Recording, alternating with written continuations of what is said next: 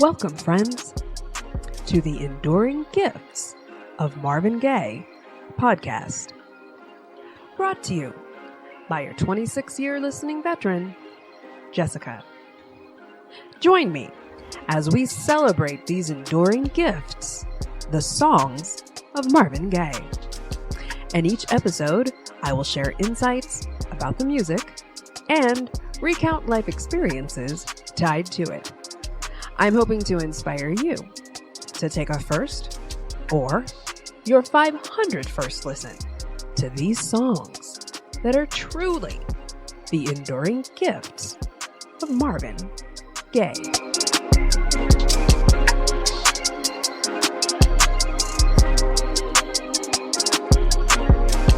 Welcome to the episode, I'll Never Stop Loving You, Baby, from the You're All I Need 1968 album recorded by Marvin Gaye and Tammi Terrell.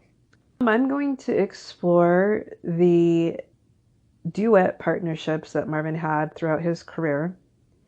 I'm going to explore something that I recently came across, a television interview given by some actors in a play on Marvin's life. And this play was localized to Detroit. I will explain Jan Gaye's take on Marvin's relationship with Tammi. And then I'm going to also just point out some information that came out of a TV One unsung documentary on Tammi Terrell's life. And finish out by highlighting why you need to listen to I'll Never Stop Loving You, Baby. Okay, so here we go. So one thing I'm going to point out is that this song right now is out of sequence of my listening exposure to Marvin Gaye. The last episode that I recorded was Shadow of Your Smile, and I apologize for the tragic elements to that. I have been racking my brain of what content there is to cover from here on out, and I think I can ensure that will be the only sad episode, period.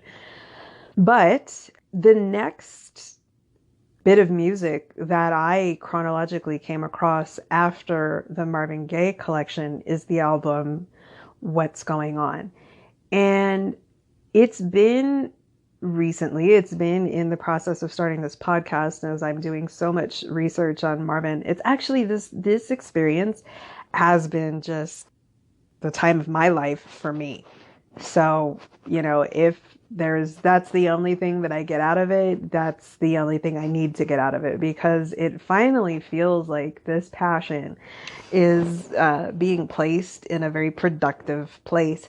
Not that it ever felt like it was, not, but it is definitely something that has consumed a lot of my time throughout my life.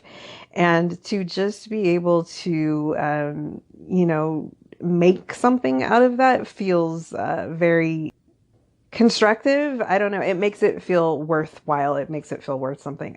Guys, I hope that this audio will sound much better. I have been experimenting with the different ways I've been trying to record these episodes so far, and I think I may have found the sweet spot. So, the 1968 album, right? And in the month or so here that I've been doing the research and just getting my hands on as much Marvin Gaye material as I can, like I said, I'm having the time of my life, and it's just really filling my cup. It's finally experiencing what people talk about when they say they get to kind of work at their passion, right? Like they're doing something that is their passion, and it is very fulfilling. So in recent weeks here, I came across this YouTube video that was a interview by a local Detroit news station guy speaking to these actors in a play that was coming out about Marvin Gaye's life in Detroit. The play was happening in Detroit, and it was a play of Marvin Gaye's entire life. And they were asked, to just talk about this play, which they were doing. And I don't even think they intended for this to be basically the takeaway that I got of what they were telling me their play was about. But one of the actors made this statement, and I will explain again. It was supposed to have been a play about Marvin Gaye's entire life because they had two actors that played Marvin. One was in the early 1960s up until the 70s, and then the other actor steps in and he has a beard, right? And then he's going to take it from the 70s until the end of Marvin's life. So it was supposed to be a play about his entire career, let's put it like that. And then one of them just said this, and then I was just like, wow. They said Marvin Gaye, there were basically two Marvin Gayes. There was the Marvin Gaye before Tammi Terrell died, and there was the Marvin Gaye after Tammi Terrell died. And they just said that, and they didn't, say anything else. And then the guy was asking the next questions. And I was just like, oh my gosh, dude, like you're doing a play on Marvin Gaye's life, and you just kind of synopsized it in that one statement right there. But that statement has stayed in the back of my mind. And that's been a couple of weeks back now that I came across that interview since then. And it really has been impacting and influencing my thought processes of how I can even go about discussing some upcoming songs of Marvin's. Because getting to this song right here, this album, the context of Marvin and Tammi is very much out of sequence from my previous episode, which was in still sequence. I go from listening to the Marvin Gaye collection, which is a previous episode, and the next thing that happens in sequence of me experiencing Marvin's music is I get into the What's Going On album. And I just take my time through that song by song by song. And so in honor of, recording these episodes in that sequence, which I started out to say I needed to do, I would be on the What's Going On album right now. But it really, that statement, I'm just telling you, it's kind of just, I can get next to it. You know what I'm saying? And because I can, it's really taking up a lot of my, my thought processes about Marvin's music. Because that is such a paramount statement to make, right? Someone coming in and coming out of their life made them two different people. It was like the person that they were before that person died and the person that they were after that person died. It's in my way, in a way, to be able to move forward into discussing Marvin's songs before I would address the Tammi Terrell music that he made with her. Right? So it's like, I personally don't come to this album until I am 15. Let's go to my acquiring my music back in these days, right? Every chance that I get, I want to go to the Best Buy because I've just done a new babysitting job. I have a new $20 bill. That's about how much these discs are costing, $20 and under usually. If it's a double disc, expanded version, it might be a little bit more. But I will, budget for that and be ready to go get that. So it's like 2 years now that I'm doing this because I get this disc when I'm 15. One time I've gone to the Best Buy and they have now got You're All I Need, the album You're All I Need, which is released in 1968 with Tammi and Marvin. And I see it and I don't leave with it. Because when I would go to Best Buy, sometimes they would have videotapes. And they were VHS, dude. They were videotapes. So, but I do remember, and I think this is how it happened, that this one time I went to Best Buy and it was the first time that I was seeing the You're All I Need disc, but I don't leave the store with it because I think what I left the store with instead was this little documentary videotape of Marvin. And that has always been, for me, like the most exciting part about experiencing Marvin's music is when I get to actually see him performing it. And I think that's the reason why I'm getting so much excitement out of my Pinterest page, is because it's all the visual aspect of Marvin. I love to see pictures of Marvin, which I have a wall full of them that I've collected over the years. And so, yeah, I wake up to that every morning. Like, I just need to see Marvin first thing in the morning. So, uh, yeah, a visual element of Marvin is very integrated into the overall experience of mine. So, yeah, and this was the first time that I was seeing a videotape of Marvin, and it was of all of this archive back in the 1960s television performance footage of him. And so I was like, oh, hands down, gotta get this videotape. So I left the store leaving You're All I Need right there. But let's go back to how I've explained that's a roll of the dice, right? Am I gonna find it there next time I make it over to the store? It might not still be there.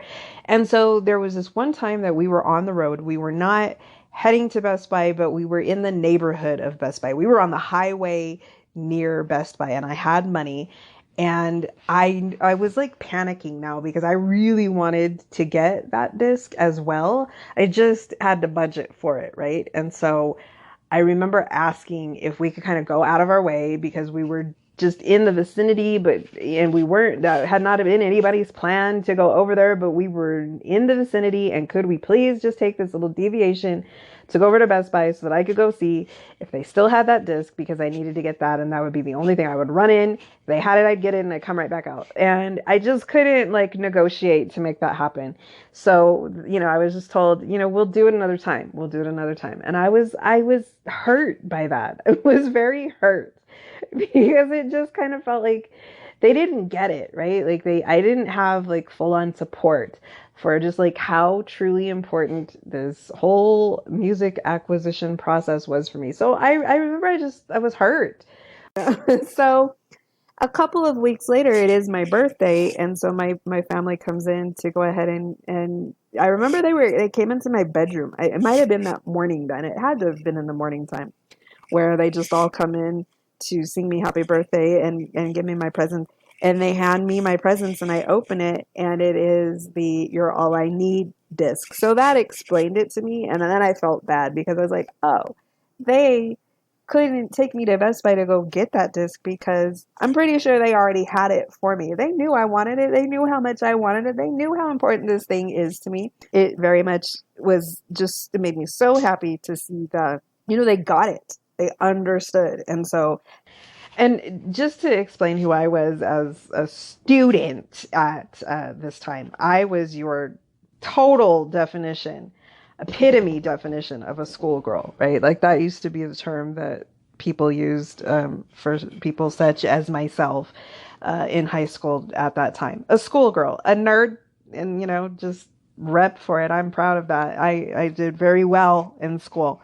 Pushed myself very hard in school, and these were the years that I was really getting after it. So everything was just about like being very studious for me, right? Like I was a very serious student, and I can see that I was very studious about my study of Marvin Gaye here because for whatever reason I had taken the time to, and on my school paper, the college ruled paper that you always had to have for school, I came across these college ruled lined pieces of paper where I had in my most pristine, immaculate cursive handwriting that I could produce, dude.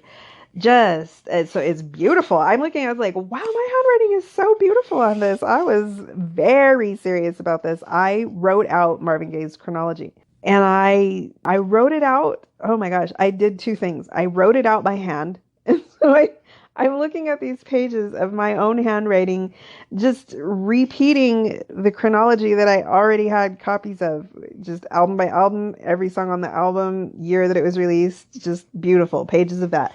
Then from there, because this was the time frame, we had just gotten a computer in the house.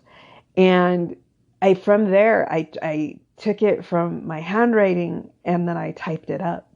And then I had this little paragraph at the beginning of what I typed up, and it was like, this is the full list of Marvin's albums, and let's keep in mind, I know there are some greatest hit compilations out there, And I don't know if I've bothered to include those, but I will go through this list and I will underline the titles that I already have in my collection. It was just like, this was so serious to me. It was so important. It was so, just my work, dude. I was working. I have been working at Marvin, but happily. You know what I'm saying? It's my passion. But since the beginning, this has not ever been a joke to me. Okay. This has not ever been not serious to me. So I was just looking at that. I was like, oh my gosh,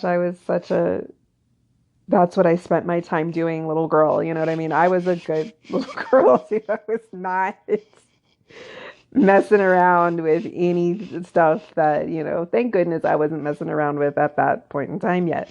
So, yeah, it's just always been real, real serious. And let me get kind of back on track here. I said that I was going to point out Marvin's duet history and how he got to the place of, doing duets in his career. So let's go there. I started with kind of how it ended up being very lucky for all concerned, right?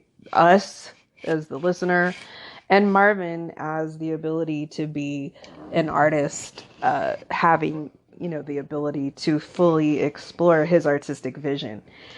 That he got to be a solo artist, because I was thinking of the pantheon of performers that were at Motown, at that exact same time. And let's even go to how Marvin gets to Detroit in the first place. I pointed out previous episode, he was with the Moonglows, Harvey Fuqua and the Moonglows. And at some point, I feel that I've read, that before they actually made it to Detroit, that the entire group disbanded. Because like I said, the group was Harvey's and he kind of rotated out his doo-woppers. So once he picked up Marvin, he picked up, I feel like the whole group that was with Marvin in DC. And then from there, they went on tour and they got to Detroit, and by the time that they got to Detroit, intact and just still deciding to be associated with each other, was Marvin and Harvey.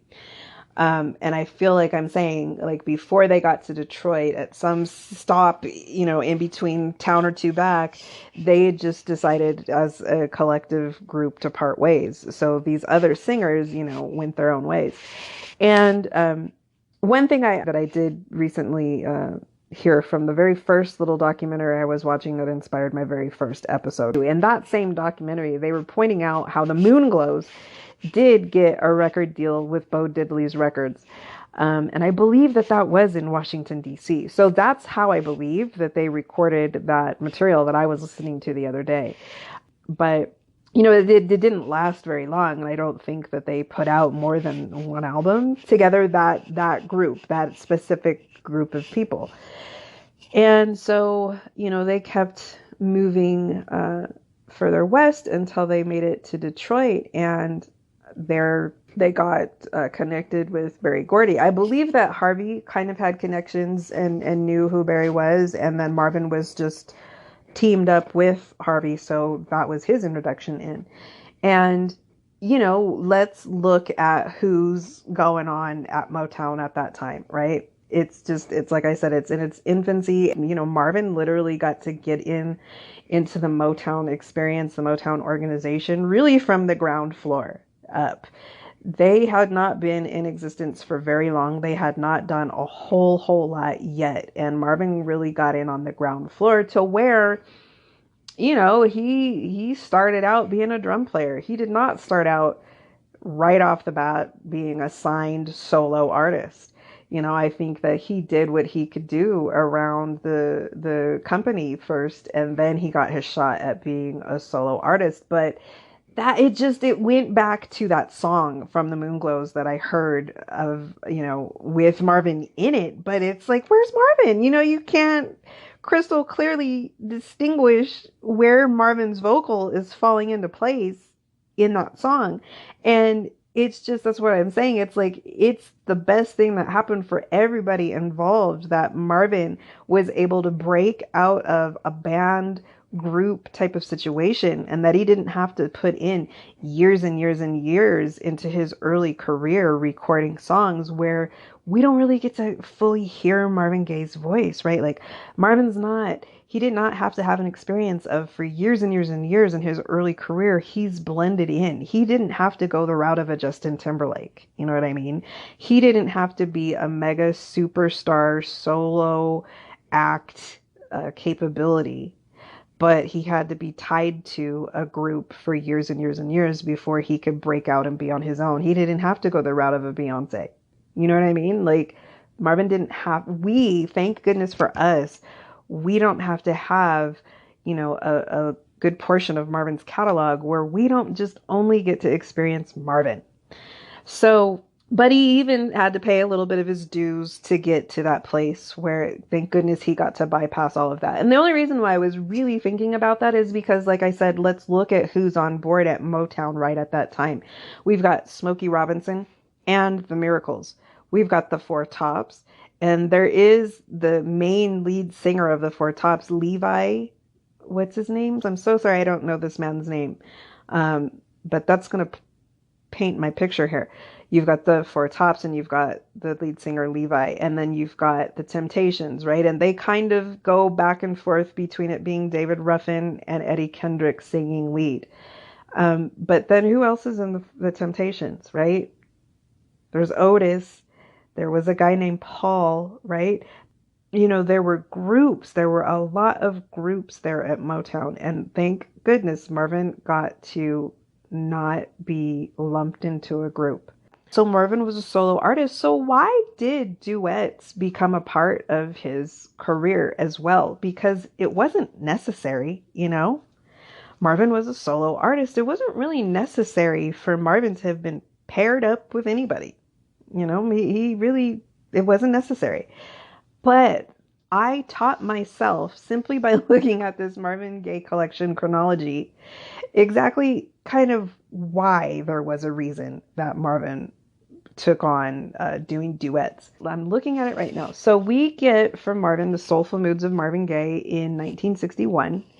And we've already discussed it didn't sell. You know what, though? I don't even really want to say it like that. It didn't sell.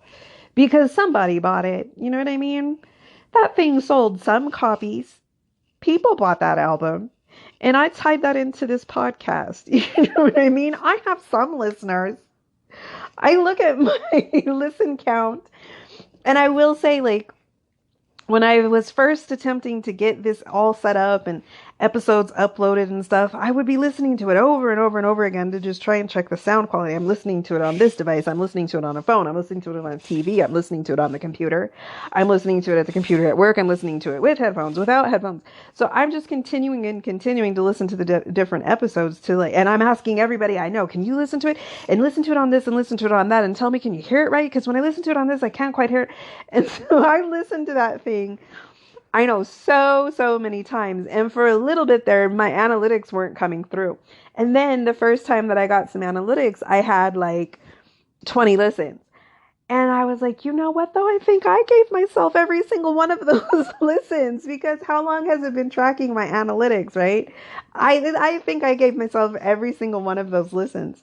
And then there have been times that I'm still listening. I just want to make sure the quality is somewhat audible. I know I'm not at a professional level with this yet, so I know I could get to this place where it's going to sound so much better. But in the meantime, right, I'm dealing with what I have access to, and so I continue to listen, and I will see my little count grow up, and I'm like, yeah, but I think I'm giving myself those listens until finally one day, though, I was able to see this other part of my analytics, and I'm going to just shout out my listeners. I can see I have listeners in Germany and Australia. So like, hey guys, like that is the coolest thing in the world to me. And, it just goes back to Marvin's first record. Every single listen counts. You know what I mean? And, every single listen is appreciated. I know Marvin appreciated every single sale of that first record. I appreciate every single listen that comes through. It all counts. So I don't want to say it disrespectfully like that. Like, I didn't sell. Well, it sold something, and each one counts. You know what I mean? Because you got to start from somewhere. But it was not a hit, right? And there's a difference between, hey, my mama bought my record and you finally have a hit. So there is that first record, and then the following record we've already discussed. It comes out a year and a half later, but it gives him hits, right? He breaks through. He's got his hits. The album that follows that is called Recorded Live on Stage. That's just, and actually that's what it says in the little column here. But when I look at the album cover itself, it in very large letters says Marvin Gaye. And then it must say Recorded Live on Stage above that. But that album I have recently been able to hear through Spotify, and it's everything. Oh my gosh, I love that little album. That's a jammin' little album. And where I knew that those recordings had to have come from is that was the time, those were the early years in Motown. When does this album get released? It's in August of 63. Those are the years that Motown as a company, as an organization, as all artists that are on board at Motown are doing the Motown Review. So they go around touring the country, and they're doing, I don't think they go like far west, but they go like north to south. So they're doing a lot of performances down south, and this is during Jim Crow times, dude. This is during legalized segregation. This is during, that is not necessarily the safest thing for any black person to be doing, traveling down in the south of the United States at that time, performing, going into places where you are going to be allowed to be on the stage, but you're not going to be allowed to use the facilities. You're going to be allowed to, come in through the back door to get to the stage, but you're not going to be able to freely go sit down and order some food. You know what I mean? And so it's just, you kind of need to stick to your root, and you guys definitely need to stick together as a group. So that was what was going on, but that is where the material for that album came from. And then from there, he follows up with When I'm Alone, I Cry, which is a full on, in the vein of jazz sound. There's no Motown sound associated with that. And okay, and then here we get to some important statistics here. That album, When I'm Alone, I Cry, comes out in April of 1964. In April of 1964, Marvin Gaye's Greatest Hits gets released. And in April of 1964, Together with Mary Wells gets released. Marvin Gaye has 3 albums come out the same month, the same year. And there was a reason for that, because what's the first one that I just said? It's called When I'm Alone, I Cry, and it maybe sold 2 more copies than the first one sold. Oh my gosh. But I am thinking to myself right now, when I was able to acquire this album, and I was 17 when that one came out. So I was a few years into my very studious study of Marvin Gaye, and I was able to get my hands on When I'm Alone, I Cry. And that album is every single thing. And that album is only his 4th album, and it's only his 2nd attempt at the music. And I want to correct any type of an impression that I had previously made about Marvin's ability to deliver these songs. This album, don't sleep on it. Get it. Listen to it. It's on Spotify. You need to listen to this album. Marvin delivers the songs. And that's coming from somebody who has never heard a rendition of any one of these songs on this album sung by anybody else but Marvin. So my first time hearing these songs is the first time I'm able to rip open this CD, put in my headphones, press play, let's go. And I did that one without reading liner notes first. And I'm listening to that, and I am captivated by it. And it was double, it was one disc, but it was a double issue of these songs. The first, it's 10 songs, I feel like, because there's 20 songs on the disc. And the first 10 were just given to you in mono, and then it goes into the exact same 10 songs again, and it's given to you in stereo. So it's just like the sound quality is a little bit better. And it's just magical. Oh, and I just love that album so much. And Marvin is just singing songs on this album. And it's just like, I refuse. You cannot convince me. I won't accept that you're trying to tell me that Marvin Gaye wasn't able to sing jazz music. Okay? That he wasn't able to deliver the jazz sound in a very unique and very skillful way. That album, he has it. If I have given any type of an impression that he wasn't able to approach the music, I really was trying to tie that to his confidence level at that very first album. But Marvin, and I'm looking at this right now, he made, let me count in total. He made 1, 2, 3, 4 full on in the vein of jazz music. No Motown sound associated with that in those early 1960s years. Okay. Motown let Marvin do that exercise 4 separate times. And, you know, they didn't sell a lot of records with that. So when we go to the music business, right? Like that's what's going to keep you in the game. Thank goodness, you know, with something like this, let me put it like, if I was trying to make my living by doing this podcasting right now, well, I'm not there. You know what I'm saying? I can't do that yet. So there's always some type of a financial aspect to, you know, trying to make a living at what you're doing. And if what you're trying to do to make a living requires you to make some money at doing it,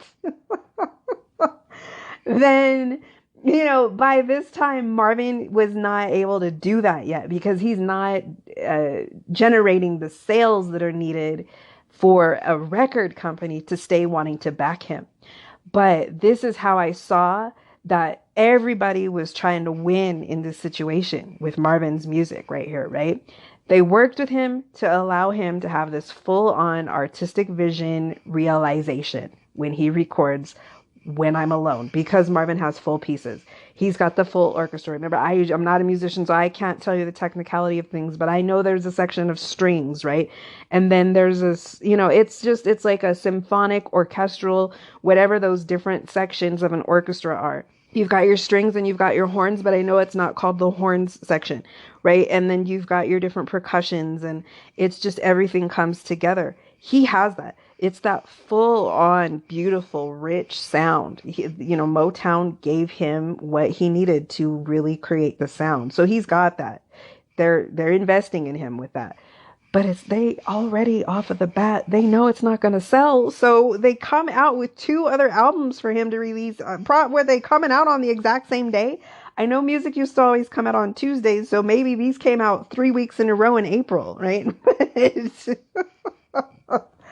There was something else that I watched just recently about what a greatest hits means to an artist. And it was I believe it was an unsung biography on the band The Jets from the 1980s.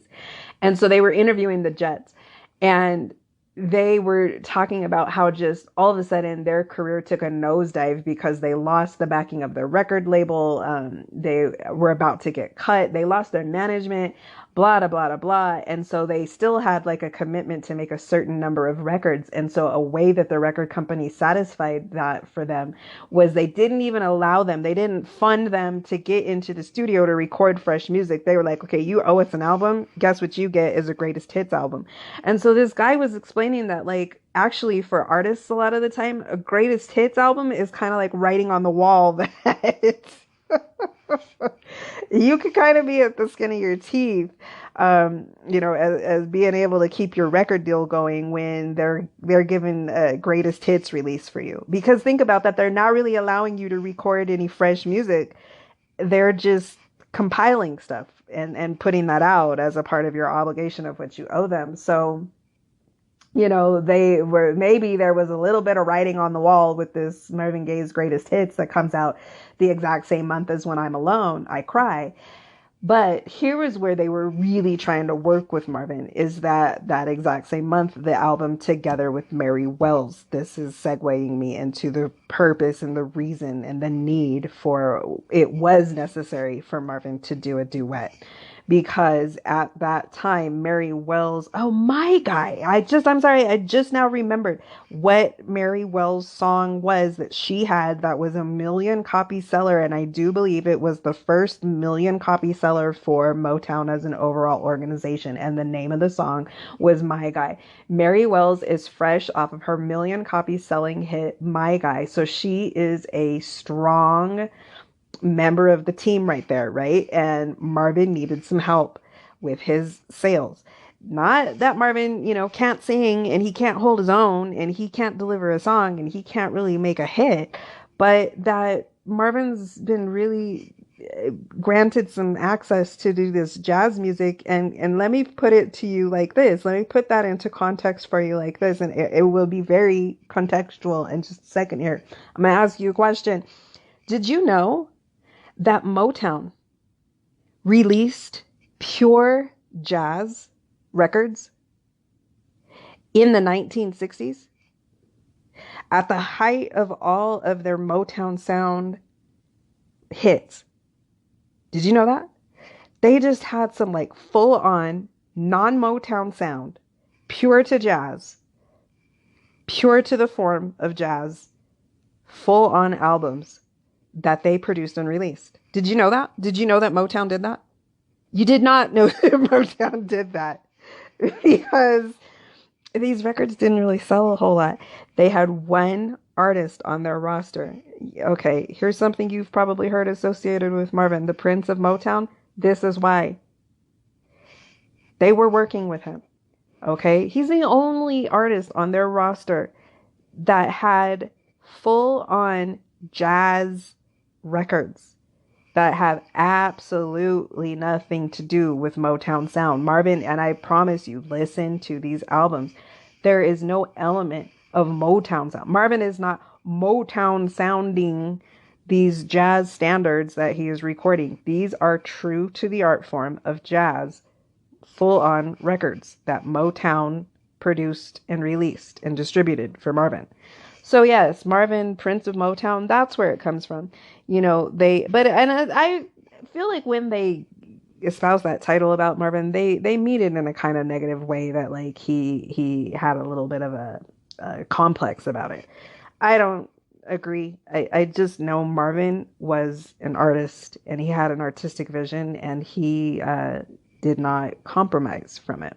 So it's actually just the fact that Motown worked with him that proves the compromising that went on between the two parties there. But see, that's, if I put that to you like that, if I take you back to the height of the 1960s, My Guy, Wait a Minute, Mr. Postman, the songs by Smokey Robinson and the Miracles, the songs by the Four Tops, My Girl, the songs by the Temptations, which you even had Gladys Knight and the Pips there at the time. You had Junior Walker. You had all of this pantheon of who did I totally leave out? The Supremes, right? Like, you had all of that music, and buried into that were these full on, nothing but jazz, full albums that were coming out by one person at Motown. So, and they weren't selling though, unfortunately. So, at this 1, 2, 3, fourth album into the game, Motown works with them. They let him release that. They give him also a greatest hits album that exact same month, because they're trying to remind people, hey folks, he's got some albums, and let me even tell you what albums or songs are on there. Can I Get a Witness? You're a Wonderful One. Stubborn Kind of Fellow. I'm Crazy About My Baby. Pride and Joy. Hitchhike. I've never heard that song. Hold on. I can't even keep going because I've never heard that song, I'm Crazy About My Baby. I'm going to have to find that song right now. Hitchhike, Sandman, Hello There Angel, One of These Days, I'm Yours, You're Mine, Taking My Time, It Hurt Me Too. Okay? They're reminding folks, Marvin Gaye has hits, okay? Marvin Gaye has hits. If you're not feeling his jazz approach, he still has hits. And guess what? We're also going to partner him with our biggest star at the moment, because this is pre the Supremes having a million copy hit. Like I'm telling you, Mary Wells, My Guy, was the very first million copy hit for Motown. They pair Marvin with their highest selling artist at the time because they're backing him. They're trying to believe in Marvin. So that was the necessity of Marvin's first duet album. At that point, that actually was a necessity for Marvin's career. And they got some hits out of that. Well, they got a hit out of it. They got Once Upon a Time. But that was like a one-stop shop. It was a definite, at this moment in time, we need to help you, just stay relevant. And so we're partnering you with our biggest artist at the moment. And so that's the need for Together with Mary Wells. Now, one thing I did point out that I just observed from that record is that it's ancient sounding compared to kind of like all of the rest of Marvin's recordings, even of at that time, even definitely compared to the instrumentation that is going on with When I'm Alone, I Cry. That album seems kind of almost like very, well, you know what? Don't let me go into the album because I will honestly say I have not deeply explored that entire album. But the song Once Upon a Time is very stripped down. It's very archaic, ancient sounding. It just has this very, it's like you just know you're hearing very, very, very early Marvin Gaye right there. It's just like bare bones. But it sold. It's a beautiful, just blending of their voices. And maybe that was the reason why they just let their voices, be the focal point. So that's Mary Wells. The next duet album that we get from Marvin is, it's called Take Two with Kim Weston. And in my opinion, I do believe that Marvin and Tammi just get all of the focus of, and it's like the preference is given to Marvin and Tammi for Marvin's duet efforts, his duet albums that were ever made. But in all honesty, in my sequence of getting my hands on all of Marvin's music, at one point I got this greatest hits. Is actually called like Marvin and His Girls. And so it was just this compilation disc of every duet partner that Marvin had. And so there were a couple of songs on there from what he did with Kim Weston, and they're absolutely gorgeous. Oh, they're absolutely gorgeous. Those songs that I heard at that time at a teenager. I was maybe 16 by the time that I got that disc. And I just am captivated even till this day by those songs. Well, what has happened in 2019 is the full-on album, Take Two, is the first time that I'm ever being able to hear that entire album has been this year as I'm on Spotify. They have this album on Spotify. And so I'm still, to this minute in time right now, at this place where with Spotify, I am hearing songs for maybe the third or fourth time now on there. But that's not enough for me to know it inside and out. So it is still fresh enough that it's feeling like the first time that I hear it. And I feel like it was one morning as I was getting ready for work in here. I will put my, Spotify on as I'm getting ready. And oh my gosh, this song from that album came on and it brings a tear to my eye. It is just so beautiful. Oh my goodness. What I'm trying to see. Oh, I'm looking at the wrong album. What that song is called. Oh, it is just so, so, so, so beautiful. Let me see. I'm looking. I still don't. Heaven Sent You, I Know. Oh my gosh, people. Listen to the song. Heaven Sent You, I Know. I cry. I cry. It's so beautiful. Oh my goodness.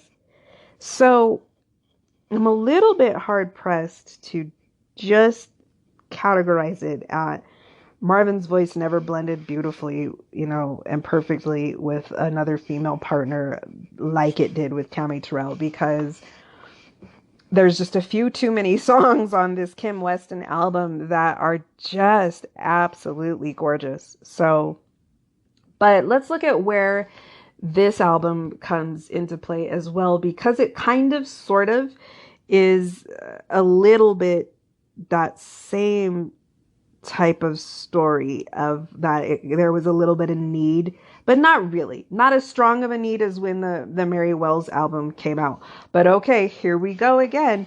Mary Wells, the 3 albums in April of 1964 hit, right? It's the When I'm Alone I Cry, the Greatest Hits, the Together with Mary Wells. The next album Marvin releases, oh, and I have to fall on my sword a little bit here. It's called Hello Broadway. It comes out in November of 1964. Now I just have to pause for a second and address this album. This album is something that in my years of Marvin Gaye acquisition collection, I've had access to. I have on purpose not bought the album. Okay. I just can't even almost admit that. I am a Marvin purist, I promise. But I'll tell you the reason why I just have not needed to get the album. It's because I'm not a musical person. I cannot handle musical movies. That's not my thing. I have pointed out before, I'm an old movie aficionado. So really the heyday of musical movies is the 1950s in Hollywood. And I just promise you, I can't do that. I cannot handle a musical movie. I can watch Singing in the Rain and that's it. Okay.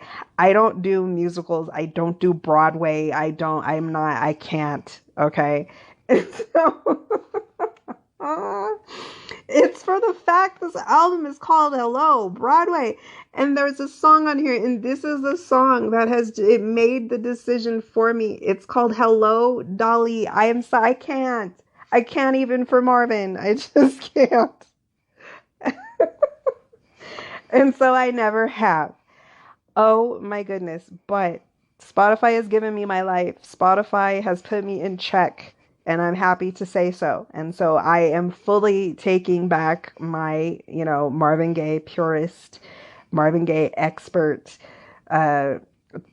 title and part of the club. Okay. Can't take it away from me.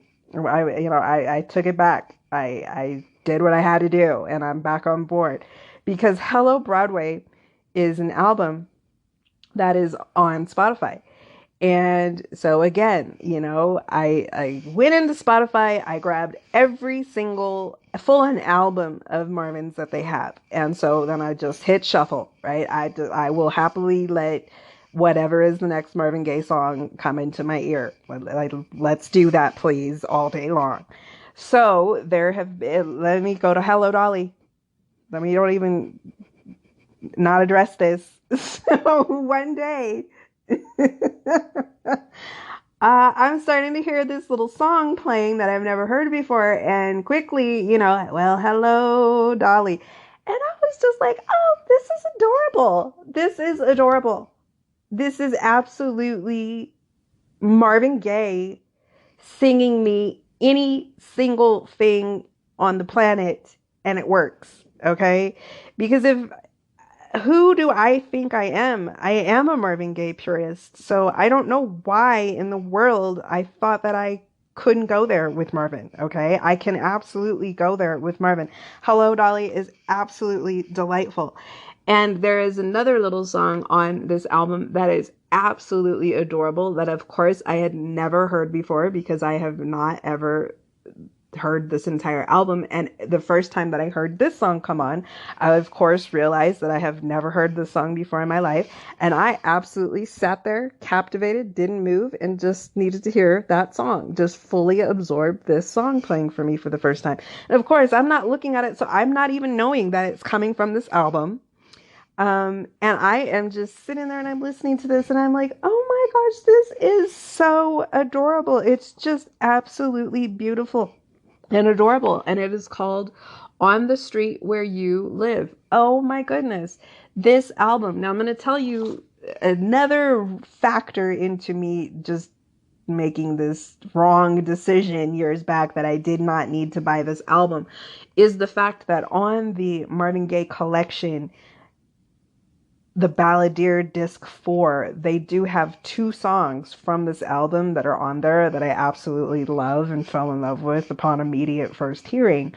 But I'm sorry, it was just the fact that the song said "Hello, Dolly," and I know that's a play that I absolutely in a musical that I can't stand and I can't do it, so I couldn't buy the album. But and then it was like, well, I already have two songs off of this album, so I'm gonna call that good. Um, it is "What Kind of Fool Am I?" Absolutely gorgeous song. And then "The Days of Wine and Roses." And oh my gosh, I'm going to do an episode on that because there was just a most precious, prized moment that I had with my grandfather listening to that song. So, yeah, but I had those two songs, knew that I loved them hardcore, and I felt like it was enough to still rep, and ride with Marvin. But it wasn't, and it just was not. And so I regret that, but I am back on board now because I have access to this album, and anything that ever comes up off of it is just absolutely a delightful experience. And I don't know who the hell I thought I was to think that I didn't need that album. Okay, but I do, and I did, and I have it now. So he does that in November of 64, and then he follows with a huge hit, but let's go back. Probably Marvin's mama bought that out. The album didn't sell, okay? So, but he follows up the next album that he puts out, and he puts it out in about 2 months, I can see here, because he releases that in November of 64, and then in January of 65, they press out "How Sweet It Is to Be Loved by You," and that's a major hit. He's got hit after hit after hit on that song, or that album. So, he saved himself. He's got "You're a Wonderful One," he's got "How Sweet It Is," he's got "Try It, Baby," "Baby Don't You Do It," I love that song. So he saves himself.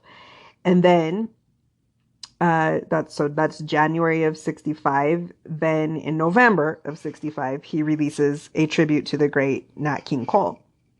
Again, maybe his family bought that album, but that's it.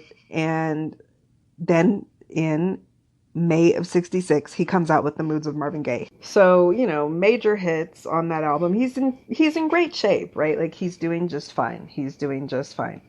And then after "The Moods of Marvin Gaye" comes "Take Two" with Kim Weston in August of 1966. And that gives them one hit, the "It Takes Two." And here's a thing that was just kind of a question that I had, though, about these duets, these two albums that we've gotten to so far with Mary Wells and Kim Weston. It was just kind of like, why didn't they record multiple albums together? You know what I'm saying? And when I have that question, I go to the context of Hollywood and a formula that works, right? It's like they would often pair two big stars together. They still do that to this day, right? Two big stars together, a man and a woman. And if it works out well, then hey, we've got a good formula that works. Let's keep going with this. Like, the biggest example I can think of classic films is Spencer Tracy and Katharine Hepburn, right? They do their first movie together. It's anticipated. They're both huge stars. It's like, let's put them together. Are they going to have any chemistry? Are they going to, pull it off? And they, of course, do. And then it's a formula that works. So they end up making 9 movies together, all together. And so it was just like kind of how I went to saying, Marvin was solo. So why was it necessary for these duets to kind of happen, period? Well, I explained and learned for myself. I'm deducing this. I'm putting it together for myself, the need and the reason for the first duet album with Mary Wells. That was just let's give you the best chance of success that we can here. With Kim Weston, it's not such a dire need like that. That's coming on the heels of an album that gave several hits for Marvin, and so did "How Sweet It Is." Like, those two albums were great, strong sellers for Marvin. But then this "Take Two" with Kim Weston comes about, and I don't really think that Kim Weston herself had like some huge hits before she made this record with Marvin. And I go to what I said about just like how beautiful these songs were that they did make. Oh my God, I'm just stuck on, and I will say it again now that we are actually at that album again. Heaven Must Have Sent You. I know you have got to experience that. You have like, oh my gosh, please listen to that song. And, so it was like, that was a beautiful, in my opinion, their voices sound delightful with each other. That absolutely worked. That's a formula that works. And if you did it, you bothered to do it. And as long as, it was going to be a bother to have Marvin record with someone a duet album again, like, why not go with Kim again? It worked. It sounds great. But I was thinking that somewhere, I believe I've heard, even from Kim Weston herself one time, I feel like I've seen a biography on Marvin, a documentary on Marvin before, where they were interviewing Kim. And I believe that she was kind of explaining that her career, she just kind of, I believe that she left Motown, is honestly what I think that happened. I also believe that I thought she was married to a pretty high up executive at Motown. And I think that maybe what happened, I feel like I thought I heard something about going to Europe and, just being a wife and a mother. And that was in the era where, women, if they were doing wife and mother, sometimes, there were most of the times situations where that was what they did. They were wives and mothers. They weren't also having some type of a career outside of the home. So I think it was, a little bit of a lot of those scenarios that kind of played into why Kim Weston just, I believe, wasn't available to record with Marvin again. But so then the very next album that comes out after that duet record with Kim is this first album with Tammi Terrell in 1967. And so now let me get into that biography on Tammi, the documentary on Tammi that I told you I came across just Friday, which is 2 days ago now. And I went in search of it because, like I said, I knew I had seen it at the time that it was released on TV One. And so it was just this one day on TV One, I came across this documentary was coming on, and I was just glued to the TV because it gave such great in-depth backstory, finally shedding some light on just the inside story of what was going on in Tammi Terrell's life. I think like that's obviously what has always been kind of a missing part of this Wikipedia amount of information that has ever been available about Marvin and Tammi's experience with each other. Right. And so I'm going to just espouse this really quick because I'm pretty sure if anybody knows something about Marvin and Tammi Terrell, I'm going to be telling you stuff that you're going to be following right along with me. And you've heard this, and this is the extent that you've heard. Unless you've done your own really deep dive into it. But if you have, that has required you to go about digging and sussing out some additional information because they keep it really high level all the time. What is the story, the tragic story with Marvin and Tammi, right? It's that one night in 1967, they're at a college in Virginia and they're performing and Tammi collapses in Marvin's arms and Marvin carries her off of the stage and then she dies. That's it, right? That's what they tell you.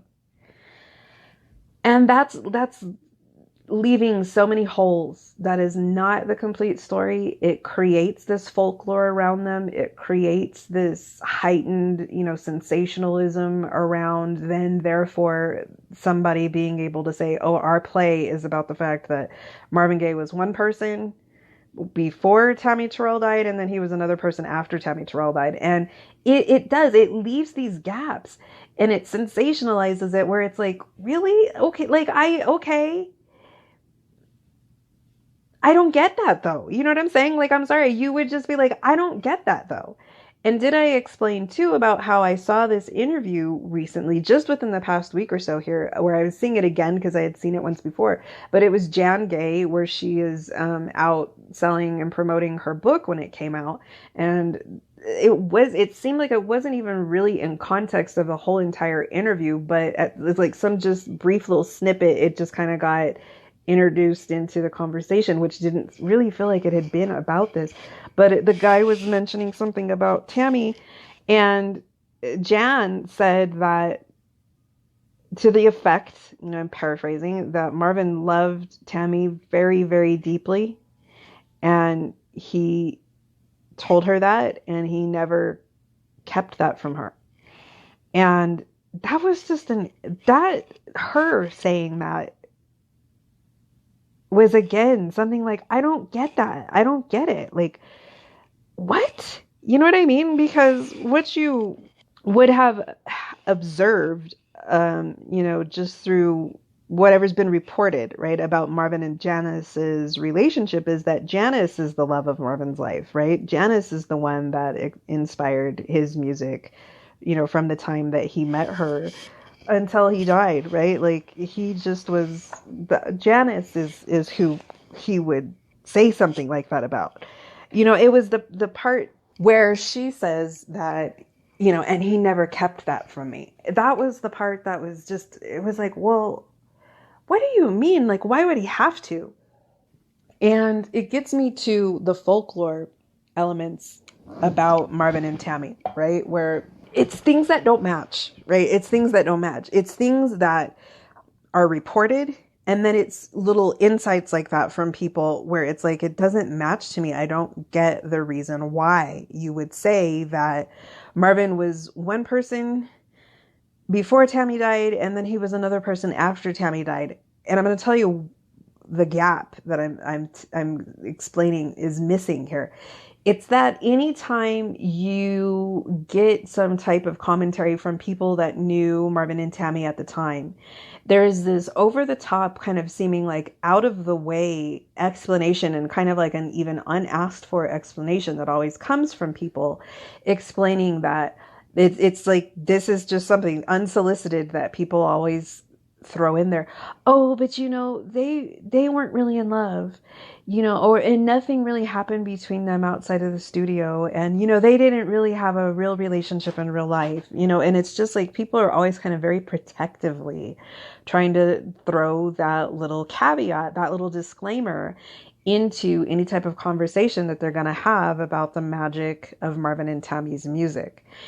And I think that, like, why that creates folklore is because I think what the public in general kind of wants to run with just on their own, just kind of like totally contradictory to having that little disclaimer thrown in there, is that you do kind of want to feel like there had to have been something real there going on between Marvin and Tammi, to inspire and make it possible that music had so much depth to it. And you want to feel like that's coming from a real place, because it feels so real. It is so genuine. Like, if it's true that, nothing ever happened between the two of them, no matter what, that music is so genuine. They just weren't able to give us not genuine performances there. And so, but here's where I get to what I pointed out on that previous episode, where I really felt the need to break down to you what will never be a part of this series, which is anything salacious.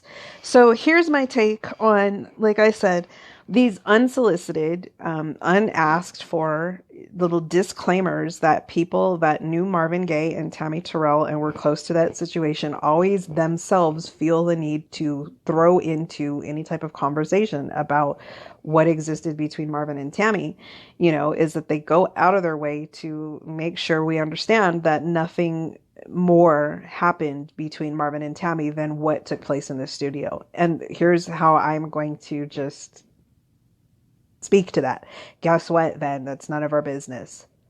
You know what I mean? It's just like, okay, so you know what? Let's move on, because clearly people who would know are not going to speak to it, and therefore that just lets me know it's none of my business, and I need to just be able to process whatever's going on in this music aside from that. You know what I'm saying? So let's just keep it moving. So, because it's like, we're not going to get any confirmation, and I refuse to speculate against the only thing that's ever being reported about that situation. But here is where I'm able finally, and where I said, is the need for this episode right here to come into place first before I can move forward into music Marvin made beyond this time frame. Okay. I can say from my knowledge of Marvin's music and who, Marvin was as a person through what I'm sorry you would have to be able to get elements of from Marvin's music. He had this strong responsibility that he felt to his musical gift. Okay. And what I'm thinking about when I'm saying this is this documentary that was made about Marvin when he was in Ostend, I believe that's how you pronounce it, Belgium, Ostend, Belgium, in the 1980s. In 1981, he was there and he was recuperating and he was rejuvenating himself. And we'll just leave it at that. You know what I mean? And that's what he was doing there. And in the course of doing that, he just was coming back into the health of his gift for sure. And he's, like I said, this documentary is being made about him. And I actually had an ability to converse with the maker of that movie. I feel like this is in the year 2009. I have an email from this man. And for some reason, in the year 2009, I came across online somewhere the fact that this man had made this movie about Marvin Gaye. And so, of course, that was something that completely piqued my interest. And somehow there was just the contact information for this man. His name is Richard Olivier. I believe it's Olivier is how you'd pronounce it, because he's French, Belgium, I believe that would be the pronunciation of the name.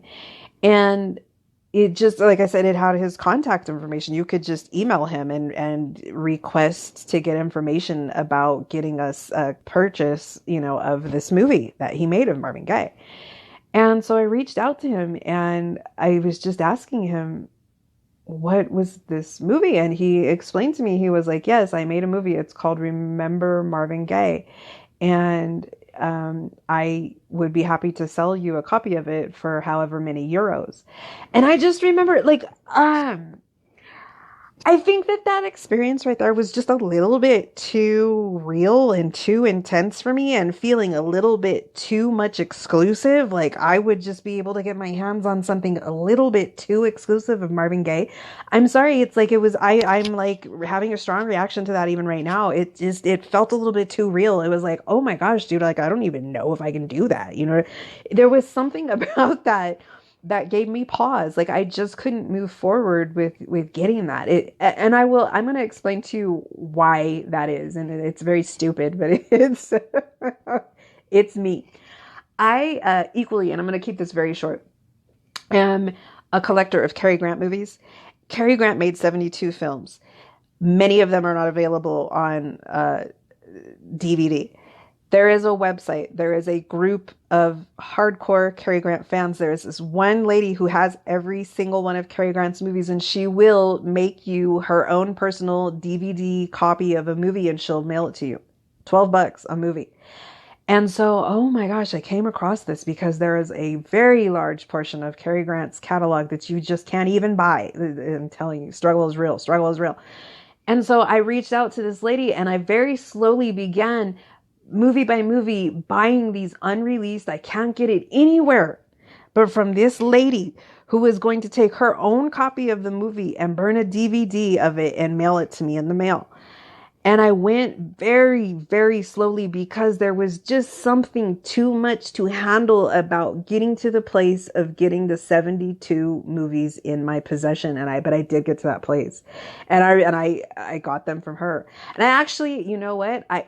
It goes to what I'm saying right here about how I couldn't buy this Marvin Gaye movie. I actually even kept myself from really legitimately getting to the place of having the 72 Cary Grant movies because I left one out. I still do not own one Cary Grant movie because I can buy that off of Amazon, or I can just go, find that someplace. But I kind of just can't have that one yet. There's something finite about it, right? There's something final. There's something when you have just gone about doing something for so long and you do want to there's something sad about getting there. And so even with all of these Cary Grant movies that I have piece by piece ordered from this woman, and I like on purpose haven't watched these movies. There's a good 5 or 6 of the movies of Cary Grant's that I own that are right here in my house that I refuse to watch them. I'm not going to watch them until it is some type of a monumental life experience and I just need to commemorate it with a let's watch one more Cary Grant movie that I've never seen before. Let me hear one more Marvin Gaye song that I've never heard before. People, this is real for me. You know what I mean? It's on another tip. Maybe you can't even get your mind around what I'm saying right now, but it was when I came across talking to this director of this movie. I couldn't buy his movie. I couldn't do it. So I didn't go any further with it than that. But, I have a couple of years ago come across the movie anyway.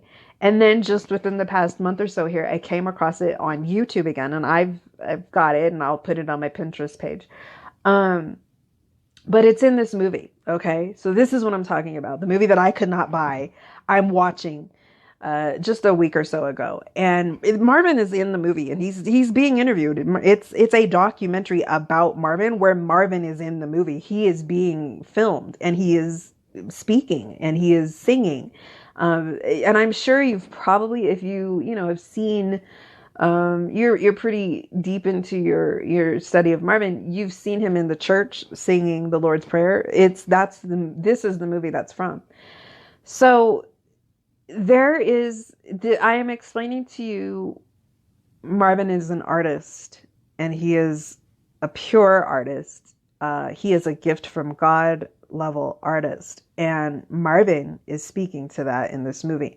And I'm going to be totally paraphrasing. I'm going to be saying this to you in my take of what Marvin was saying. But I do remember that Marvin used the word intelligence of God. He used the phrase, the intelligence of God. He was saying that he knows that he has a gift from God and that actually his gift from God and his use of his gift of God is an expression of the intelligence of God. I could drop the mic right now. From there, he went a little bit further to just explain that, he knows that he has a musical ability gift that sets him a step aside. I'm paraphrasing again, from the average man, right? The average human being does not have the vocal ability that he has. But people, can we amen to that? Do you know what I'm saying? It's not only is that an accurate statement, Marvin, okay, because that's the biggest downplay that I've ever heard in my life. We could just put that on a shirt or something. But let's go back to the first part of what he said, that his gift that he knows that he has from God is an expression of God's intelligence. He knew that hand in hand with that was this heavy level of responsibility. Okay. And that is how real Marvin's music and him being a musician and an artist was to Marvin. Okay. This is the level that we're dealing with here, people. Okay. This is not a joke for Marvin. Okay. I have to convey that to you and break that down to you and establish that before we now move to the level. Let me go back to what I said about, but that doesn't make sense. That Marvin Gaye was one person when Tammi Terrell was in his life, and then he became another person when Tammi Terrell was not in his life, but that doesn't make sense, right? And I'm not getting any type of reporting anywhere that something outside of the studio happened between Marvin and Tammi. So that still does not allow that statement to make sense. You know what I'm saying? It's like, because I've never gotten the report of the relationship that existed between Marvin and Tammi outside of the studio for that statement that you made to make sense. It does not make sense for the love of Marvin Gaye's life, Janice Gaye, to make a statement that Marvin told her that he loved Tammi very, very, very deeply, and he never kept that from her. To say that in that way, it does not make sense. But what I just broke down about what Marvin understood about his gift and the responsibility that he had with his musical gift, that's Marvin's life. Marvin sings that in his songs. Music is my heart and my soul. It's more precious than gold. You know, okay, so that he's told you what this is. It's not a joke. For Marvin to come across in his lifetime another performing artist that he gets the ability to sing with that is on his matched level, that's going to be your reason why, okay? That's the reason why. This now makes sense. We are now able to get this to make sense. Like I said, we can mind our business about anything extracurricular, but when we understand how important and how real Marvin's gift, Marvin's artistic responsibility is that he has, for the fact that in his lifetime, he was able to encounter and partner with another human being that was on the same gift from God level as he was. Yeah, that's the reason why. He was one person when she was in his life, and he was another person for the rest of his life once she was no longer here. And so, the song that will explain what I am talking to you about, that you need to hear, is called I Will Never Stop Loving You, Baby, on the 1968 You're All I Need album. It is song 11 on that track. It is 3 minutes and 24 seconds long, and it is within the last 20 seconds of that song that you will understand what I'm talking about that existed between Marvin and Tammi. Let me just point out some little trivial highlights from that TV One unsung documentary about the two of them that will further break this down, and then I'm wrapping this up. They record United in 1967, and it makes me wonder if this was the process that the album with Mary Wells and Kim Weston was. That Tammi laid down her tracks, Marvin laid down his tracks. They were not singing to each other. They were not in the studio at the same time. They might not even been in the studio on the same day. I do my thing, you do your thing. Engineers come in, they mix it, boom, here's our record. You know what I'm saying? We did not perform together. And so I wonder if Marvin performed with Mary, if Marvin performed with Kim. But he did not perform with Tammi on their very first album together. Yet that creates their probably biggest known hit, Ain't No Mountain High Enough. So now, off of the success of that, though, let me go back to my little chronology here, because I believe this was something that was interesting. So they make United in 1967.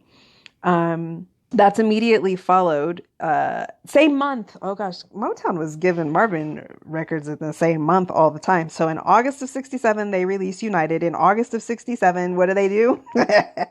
They give us Marvin Gaye's Greatest Hits Volume 2. But again, the writing is not on the wall. That's not what this is for. They're just really spoiling us, right? They're just giving us Marvin hits. So then the next album that comes out is in August of 68, and that is You're All I Need with Tammi Terrell. So now they did. This is where it makes sense. This is what I'm talking about. Wait a minute. You have a thing that's working. You have a formula. Follow up with it. And so they did. They followed up this formula. They released the very next album of fresh material of Marvin is a new album with Tammi. Well, in this documentary, they reveal that, okay, Tammi collapses into Marvin's arms in 67. That's on the time of their first album together. in response to that, they take her to the hospital. She starts to get her testing done. That's the first time that she's diagnosed with this brain cancer that she has. She has a tumor in her brain, and it is a cancer. So they begin to perform surgeries to try and remove the tumor. In the course of trying to treat Tammi Terrell, they give her 8 separate surgeries in her brain. The doctor that was operating on her was being interviewed, and he said that for anybody else, there's no way that they would have operated on somebody that many times, and that from the beginning, they kept her diagnosis from her even. They knew that her cancer was not going to be able to really be cured. But he said, he broke it. The doctor said it. And I can't even believe that a doctor would say this, but this just goes to explain what was going on. He's like, but this was Tammi Terrell. He's like, we were doing everything that we could. And towards the end, it was always just doing what they could to keep her comfortable, because this was massively painful for her. So by the time that they get to recording You're All I Need, which is released in 1968, she's had her first surgery on her brain. And back in those days, dude, that could not have been the most precise type of procedure. So she comes in to record this album, and she's completely self-conscious because she's worried about how it's going to affect her vocal ability. And so they were interviewing Nick and Valerie in, Nick Ashford and Valerie Simpson in this documentary on Tammi, who are the ones that wrote and produced all of these albums with Marvin and Tammi. So they're who is going to know. They're in the studio with these guys. They're writing these songs and producing these songs, and in the studio with them, getting the recordings out of them. So, they are the ones that explained she had absolutely nothing to worry about. She is completely flawless on this album. So from there, she continues to have, multiple surgeries, in total 8 surgeries. And she's in really, really bad shape at one point, to where they said she's down to 93 pounds. She's in a wheelchair. She can't stand. She doesn't have her strength. And based on that, for a while now, right? She's in Philadelphia or Pennsylvania getting the surgeries done, and she's done, right? She does not have the energy or the health to be touring, to be in the studio recording. She's basically not at Motown anymore, right? Because she's too sick to do it. But in the course of doing that, she wants to come back and record one more album with Marvin. She really wanted to do that. And everybody knew she wasn't healthy enough to do that, but to just let Tammi have what she needed, they let her come back and do it, right? So she comes back, but she's down to 93 pounds and she's just in pain, right? So she comes to record, and she's doing the album Easy, and it's released in November of 1969. And she's in bad shape. And so you can hear the difference in the vocal performances from the first 2 albums to this one. And there's, in Marvin Gaye's semi-autobiography, Divided Soul, the question gets posed to him of, and this is another part of folklore, where this is a rumor that has, been sensationalized and just a part of this tragic story of Tammi. The story that you may have heard or that has been circulated is that when it came to this album Easy, that she wasn't recording. It wasn't her. It's actually Valerie Simpson that's recording in her place. And that's what got released under the guise that this is a Marvin Gaye and Tammi Terrell album. And so Marvin is asked about that in this book. And I don't have this in front of me, but I know what I read when I first read this. And I know what I took away from that. Marvin, I'm paraphrasing this, but he's explaining that at that time, he was so despondent and he was just so, not able to be fully present in his heart and in his soul in, seeing Tammi in this shape and just being a part of this album. And, he can't remember. That's what he said. And from that response from Marvin, it gets processed and printed and distributed and circulated and even it's what is explained in this documentary on TV1 about Tammi Terrell. They lead by saying, in later years, Marvin Gaye reported that it was actually Valerie Simpson who recorded all of Tammy's vocals, and the album got released saying that it was Tammi. And so now they pan over to Valerie and she's trying to dispute this. Well, Marvin never said that. Okay. Marvin said he was so out of it. He was so, just distraught by seeing his musical soulmate, right, in this shape. He can't remember what the heck was going on, to get this album finished. And so Valerie points out that no, she's like, I would get into the booth and I would sing with Marvin to rehearse the songs, to like just get it rehearsed. But we were always able to get one-on-one with Tammi and get what we needed out of Tammi to actually, record the song. So she's like, it's Tammi that you hear on the album. That is Tammi. It's not me. And the reason why you would have that question as to whether it was Tammi is because I guarantee you, Tammi does sound weak. She sounds different. It does not sound like the first two albums, but I just gave you the context of why. She was down to 93 pounds and she had already had, I would say, half of those 8 surgeries done on her by that point in time. They were appeasing Tammi. They were like last wishing Tammi. You know what I mean? That's what that album was about. So actually, let me look at one thing on this album. I want to see if a certain song is on here.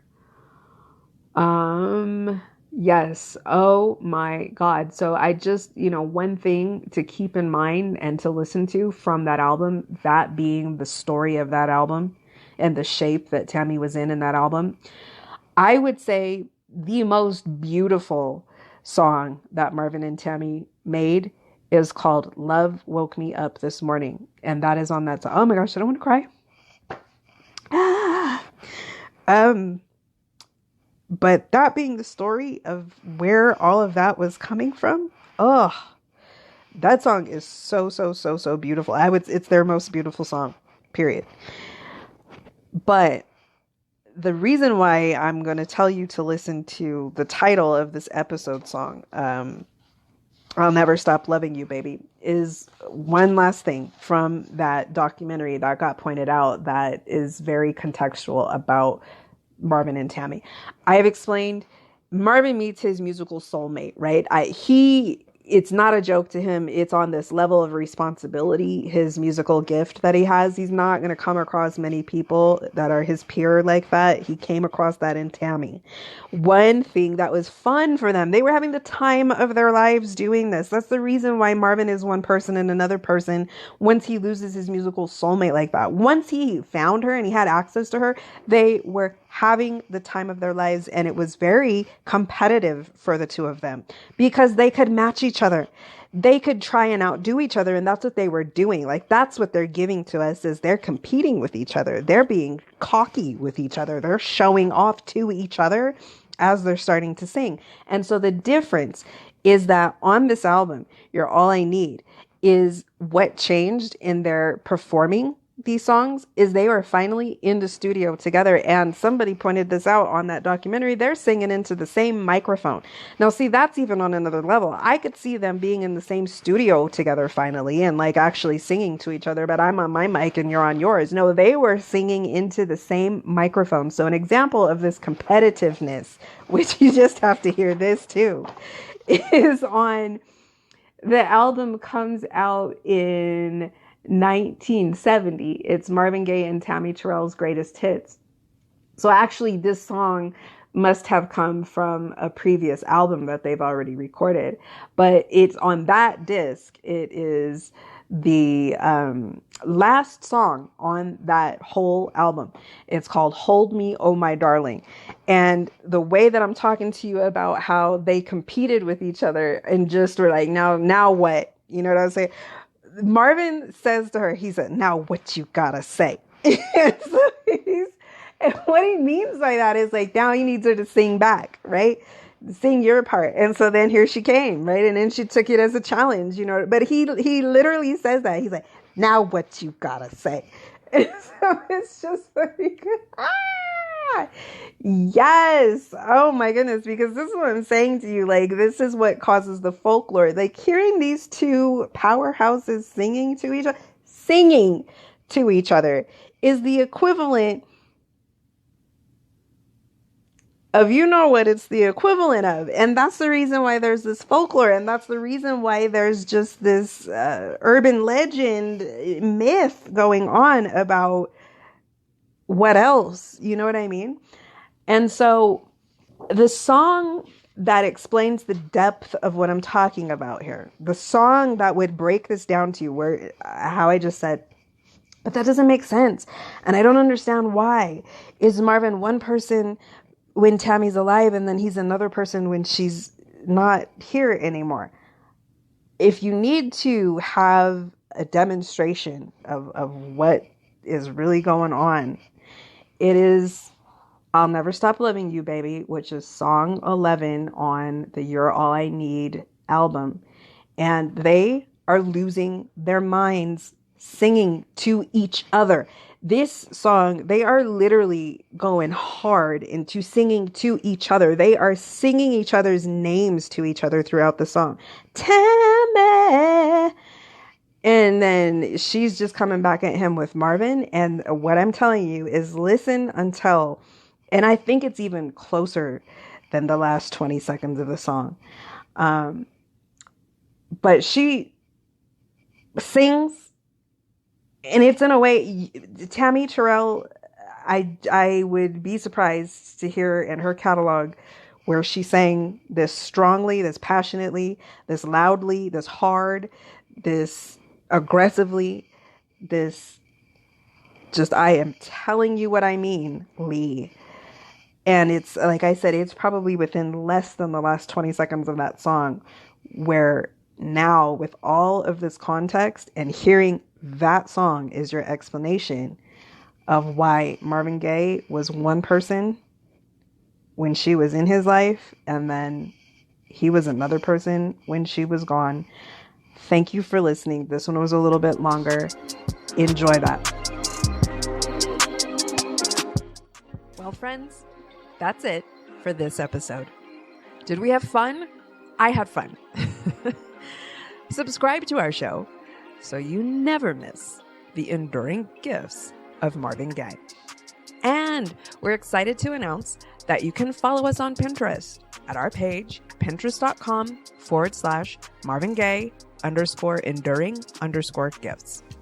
There, you can see our gorgeous picture boards for each podcast episode, among many others. These boards are full of images of Marvin, capturing key moments from each episode. We're making this a listening and viewing experience for you. So until next time, thank you for listening.